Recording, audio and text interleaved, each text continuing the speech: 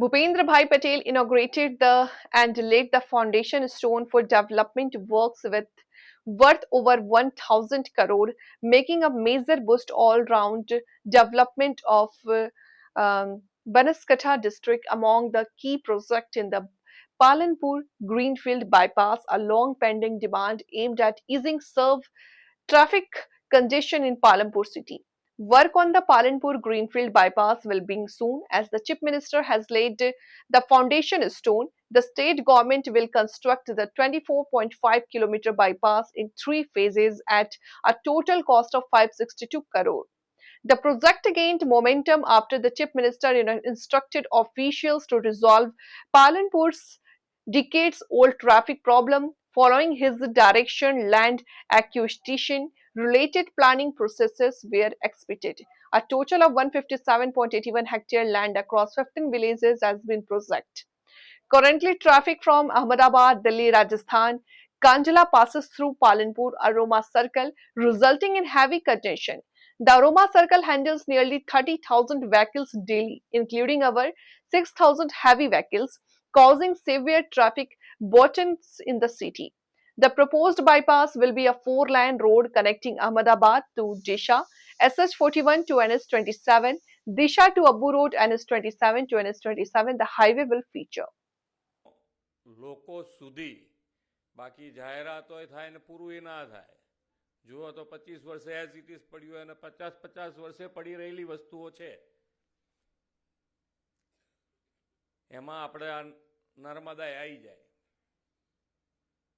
અહીંયાથી હમણાં છેલ્લી બેન શાયરી કહેતા હતા ને, એ સૌથી વધારે એપ્રોપ્રિએટ આપણા વડાપ્રધાનશ્રી માટે છે.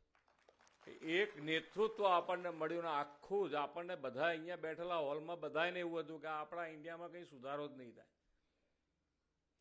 આપણે નહીં, આપણે ક્યાંય નહીં, આપણે આની અંદર બધાના મોહેથી એક વખત નીકળ્યું હશે, પણ એક નેતૃત્વ આપણને મળ્યું અને આજે જુઓ દેશ અને દુનિયામાં ભારતનો ડંકો છે. પોલિટિકલ ગમે તે સ્ટેટમેન્ટ કરે તો એનાથી કંઈ ફેર નથી પડે એવો. હવે એનું કારણ છે કે ભાઈ આજે હું એમ કહું કે ભાઈ સાંકળ ગળી છે એમ કીધા રાખું તો તમે ના ચાખી હોય ત્યાં સુધી તમને એમ થાય કે આ ખરેખર સાચી વાત છે કે ખોટી. પણ માનનીય વડાપ્રધાનશ્રીએ ભાજપ રૂપી સાંકળ દરેકના મોંમાં ચખાડી છે. બધાને ખબર છે કે આ ગળી છે ને ગળી છે. એટલે દરેકે દરેક યોજના, સરકારી જેટલી પણ યોજના બનાવી છે એ બધી યોજના તમારા સુધી પહોંચાડી છે, એનો લાભ તમને મળ્યો છે અને એટલે આજે બધાનો વિશ્વાસ વધતો ગયો. નહીતર બિહારમાં આવું પરિણામ આવે તો બિહારને ખબર પડી ગઈ કે આમાં બીજામાં કશામાં મજા નથી, જે મજા આની અહીંયા છે.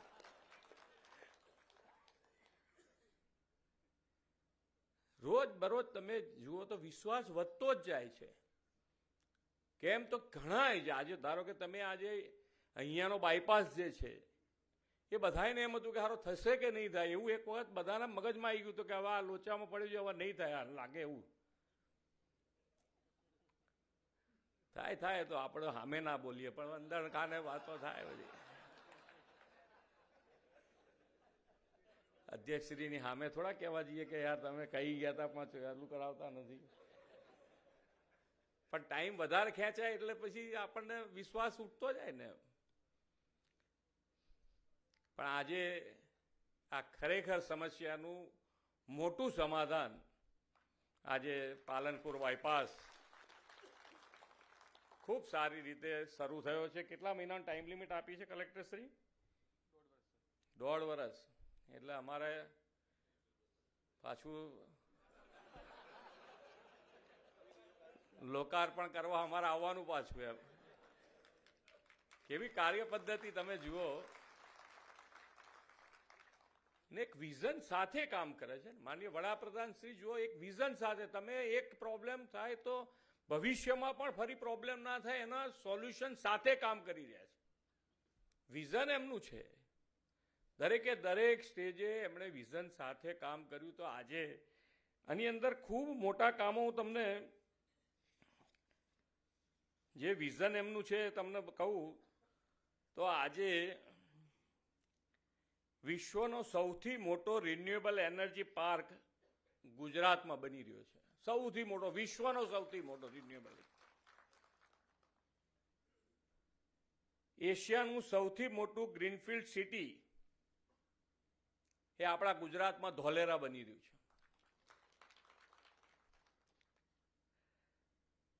ભારતનો સૌથી લાંબો એક્સપ્રેસ વે સુરત ચેન્નઈ એ આપણા ગુજરાતમાંથી શરૂ થઈ રહ્યો છે.